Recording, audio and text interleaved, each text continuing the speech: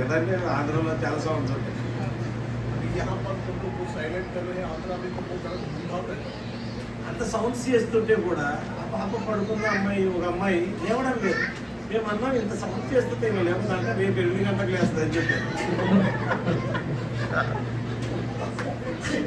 इतना ढोल बजा रहे हैं, इतना म्यूजिक बजा रहे हैं, पर लोगों को अच्छा थोड़ी है। और वो पूछे भाई पूछे ही नहीं उठेगी क्या, तुमको कल 8 बजे उठेगी। ఎట్లా అని అడిగితే బేబీ వైజ్ 1 అనే ఒక బుక్ అమెరికాలో ఒక పెద్ద డాక్టర్ రాశాడు.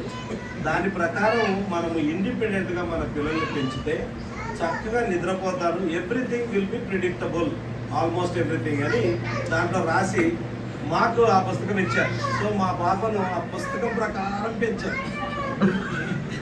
एक अच्छा अमेरिका वाले भाई का जो पुस्तक भाई पढ़े हैं उसमें क्या है, बच्चों को एक क्रमशः एक अनुशासन से पालन पोषण करने से वो लोग अपने आप से जीवन बिता सकते हैं, परिस्थिति क्यों ना हो फिर भी उसके विपरीत में वो लोग आगे बढ़ सकते हैं।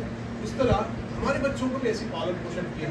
Eating habits and sleeping habits రెండు ఫస్ట్ బుక్లో చాలా ప్రాముఖ్యం. याद रखिए बच्चों को खाने के विषय में और सोने के विषय में अच्छी तरीका सिखाना। ఫీడింగ్ దాంట్లో 2 టైప్స్ ఆఫ్ ఫీడింగ్. ఒకటి ఏంటంటే parents directed feeding, child demanding feeding. अब देखिए यहाँ पर 2 तरह के खाना खिलाने का तरीका है। एक बच्चे ना डिमांड करके खाने वाली चीज है और मम्मी डैडी जो उनको खिलाने का तरीका है। నార్మల్గా పిల్లలు ఏడుస్తుంది, ఎప్పుడెప్పుడు ఇంకా ఏడవగానే పాలిచ్చారు అనుకోండి వాళ్ళ డిమాండ్ ప్రకారం ఇస్తున్నట్లు లెక్క. అట్లా కాకుండా యూ డిసైడ్, ఓకే ఈ వయసులో ఇంత ఆ డాక్టర్ చెప్పాడు, ఈ వయసులో ఇన్ని నెలల్లోనైతే 2 అవర్స్ 2.5 అవర్స్కి ఒకసారి ఇవ్వాలి, బర్పింగ్ చేయాలి, ఆ తర్వాత ఇట్లా కింద వదిలిపెట్టేసేయాలి అంతే. ఏడుస్తుంది, టాయిలెట్ పోస్తుంది, క్లీన్ చేయాలా, ఆ తర్వాత ఆమె పడుకుంటుంది. तो देखिए जैसे भाई बताया है कि बच्चों को एक है ना खाना खिलाने के बाद में दूध पिलाने के बाद में उनको नीचे छोड़ देना। అండ్ దెన్ మీతో పండబెట్టకుండా పక్కన ఒక చిన్న మంచం చేసి ఆ మంచంలో పండబెట్టండి అని చెప్పారు. तो आज उसमें लिखा है उस पुस्तक में कि बच्चों को अपने साथ नहीं सुलाना पर अलग से एक कटिया में सिलाना है। We raised our daughter like that.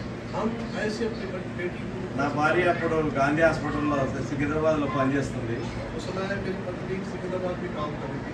ఇంకా ఈ ఏమంటారు సెలవులు అయిపోయిన తర్వాత డైరెక్ట్ నైట్ డ్యూటీ వేసారు. अभी छुट्टी होने के बाद में उनको रात का जो नाइट ड्यूटी था 12 అవర్స్ అబ్సెంట్. अभी 12 घंटे आपसे। మేము ఈ పద్ధతిలో పెంచినందువల్ల 8 గంటలకు నా భార్య పాలించిపోతే మళ్ళీ ఉదయం 8:30కి ఆమె తిరిగి వచ్చేంత వరకు మా పాప లేయదు. 8 గంటల వరకు పండుకునేది. అప్పుడు లేస్తే నేను కొద్దిసేపులో ఆడిపించి ఆ తర్వాత నా భార్య రాగానే ఇచ్చేవచ్చు. అంటే ఆ విధంగా పెంచడం వల్ల ఇప్పుడు నా షీ ఈస్ ఇండిపెండెంట్. అమెరికాలో తాను ఒంటరిగా ఉంటుంది అమెరికా.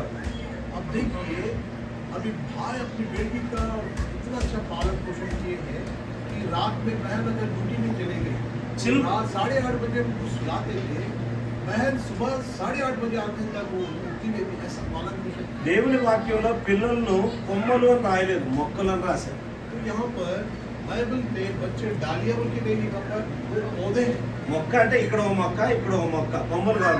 మన కొమ్మలే ఇక్కడ ఉండడం కాదు, మొక్కను సపరేట్ గా పెంచాలి. अब देखिए एक पौधा इधर रहता है, एक पौधा इधर रहता है, अलग अलग ना वो बढ़ाते हैं। మా పాపకు రాత్రి అంటే భయం లేదు, చీకటి ఉంటే భయం లేదు, నథింగ్, నో ఫియర్. अभी मेरी बेटी को ना रात का डर है ना दिन का डर है, हम डर भय बिल्कुल उसको नहीं, she has been brought up like that. क्योंकि ऐसा हम लोग उनको बढ़ाए। అండ్ సో మనము పిల్లల నుంచి high expectation, because they are called olive trees, olive plants అని పిలువబడ్డారు కాబట్టి హై ఎక్స్పెక్టేషన్ ఉండాలి. Because olive plant was highly valued in the entire nation. देखिए हम बच्चों के प्रति बहुत बड़े बड़े अपेक्षा रखते हुए अच्छे हम लोग एक्सपेक्टेशन रखते हुए उनको का पालन पोषण करना है ताकि भविष्य में वो लोग अच्छे बड़े व्यक्ति बन सकते हैं। And we need to teach our children to be independent, not dependent. याद रखना है बच्चों को अपने आप से जीने का सिखाना है।